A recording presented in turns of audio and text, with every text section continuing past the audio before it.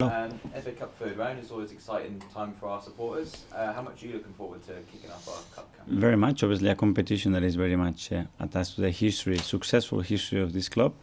So tomorrow on Monday we have a good start, a good test. Is there any fresh team news since the Newcastle game? No more news. What have you made of Oxford from what you've seen of them so far?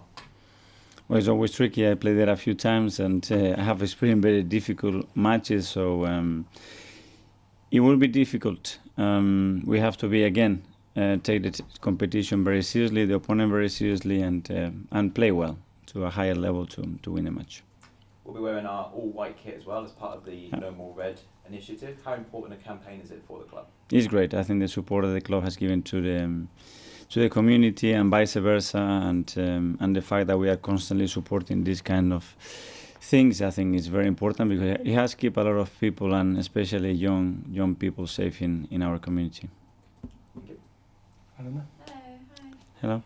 Please may I just start by asking about the transfer window Mm-hmm. and whether there's any transfer updates for us this afternoon? No updates, unfortunately, for you. I did want to ask you about Madrid, but I'm assuming you're going to say there's no update. Okay, the second thing I wanted to ask you about was the club's now been charged with a breach of FA rules. I know you've got till Tuesday to respond to that, but is there anything you would say on that in the meantime? No. Okay. And onto the FA Cup, which I know you touched on there, is huge for Arsenal, such a big part of the club's history and so exciting.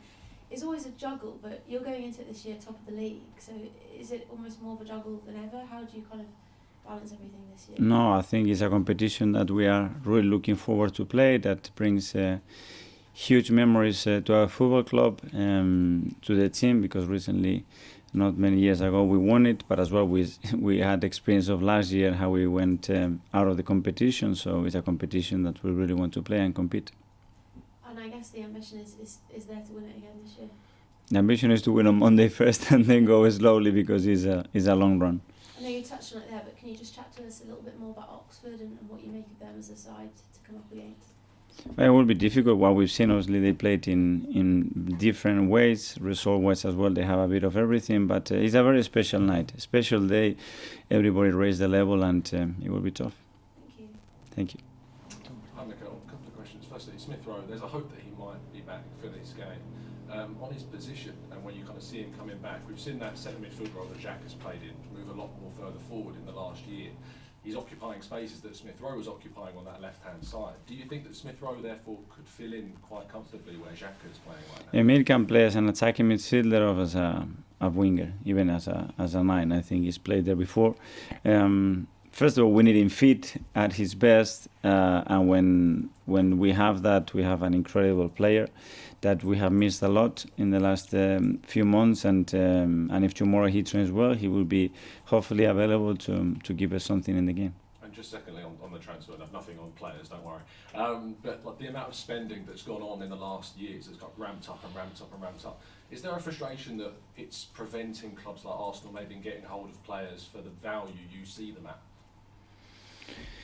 I don't know, obviously valuations have to be made between the selling club and the buying club, and it is difficult, but as well it shows that there are a lot of clubs with a lot of financial power to spend big amounts, and we have to compete with them. So we have to be smart, we have to seek for good opportunities as well, and we have to be attractive for players. At the end, players decide where they want to play, and if they want to play for our club, this is great.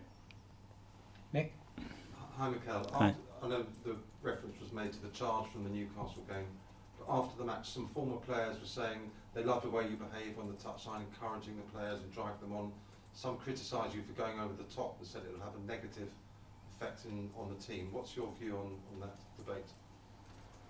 I'm not part of that debate. I think publicly they can't have their opinions. I try to do my best for this football club, to defend it, to promote it, to play with the passion that I believe the game has to be played. And there are moments, it's not the same that I behave against West Ham or the game. Every game is special. If you look at every manager, they behave very differently regarding the circumstances. You cannot take the context out of a situation. I don't think that is fair, but that's me. What Here and in the pitch, it's me. I'm sorry for the good and the bad. What is it you're mainly trying to achieve when you're giving instructions? Is it instructions? Is it encouragement? Well, depending. The other day he wasn't very focused on that. He was focused on other aspects. Do you think it has an impact on the way the players feel, the way you behave? That's not for me to say. I read a lot of time that this team is the mirror of the coach or the passion of this. I don't know.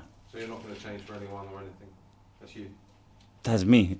And I will try all the time to be better. And for sure, whatever I do, if it's tomorrow, the next day, the next month, is to make the club stronger, my play is better, and play better, and win, for sure. So if I have to do something, I would do it. If I have to change something, believe me, I will look in the mirror myself and I will change it very quickly. Has that changed in football? Because we didn't used to see managers on the touchline. When you played, did your managers, were they on the touchline? Different, I don't know. Yeah. I think it's difficult to say. I remember a lot of managers. I had one in particular. It was incredible. But it's different. And there are moments, one manager is not the same 20 years later for the circumstances as well, not just the age. I know, Mikel, you said you're not part of that debate, but what do you make of people criticising, perhaps how you act on the sidelines? Is that something that frustrates you or annoys you when you hear it? To be fair, I haven't read it, so we cannot. So, criticize is negative or positive? Maybe both, maybe a bit of both. Okay, because criticize is always negative. It can be as well very, very positive. I don't know.